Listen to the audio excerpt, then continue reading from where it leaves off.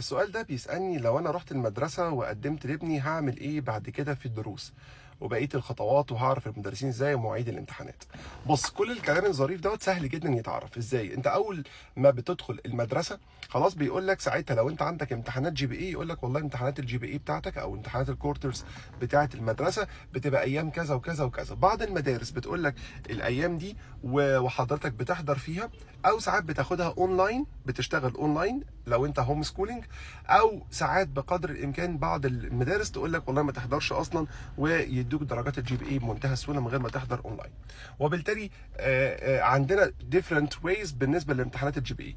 اما بالنسبه لامتحانات اللي هي السيرتيفيكيشن بتاعت السات او الاكت او الاي اس تي، دي معروفه. لو انت عملت سيرش كده قلت الامتحانات مواعيدها امتى، هيطلع لك على طول المواعيد بتاعت امتحانات السات وبتاعت الاكت وبتاعت الاي اس تي.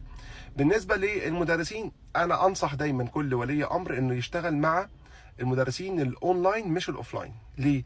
اولا هيوفر معاك وقت ومجهود كبير جدا جدا، وهيخليك حاله من حالات المتابعه القويه جدا مع ابن حضرتك. مش هتخرج بره اطار البيت نفسه وفي الاخر هتضيع وقت.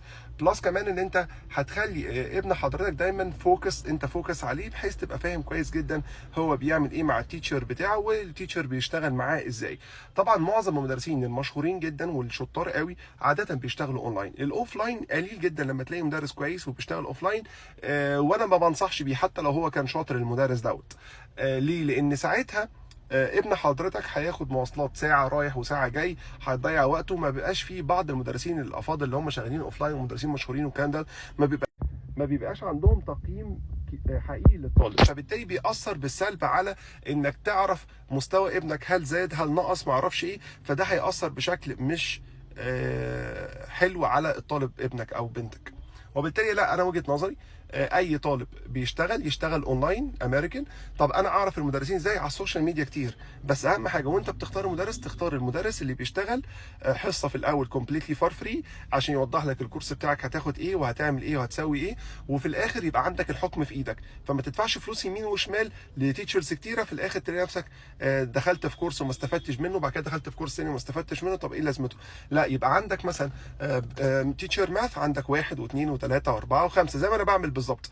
لو عندك حد انجلش يبقى عندك 3 4 5 مدرسين وبتختار ما بينهم. وبالتالي هو ده احسن طريقه تقدر توصل من خلالها لاحسن تعليم. وفي نفس الوقت موضوع الدروس وموضوع مواعيد الامتحانات والكلام ده، اعتقد انا جاوبت في الفيديو دوت.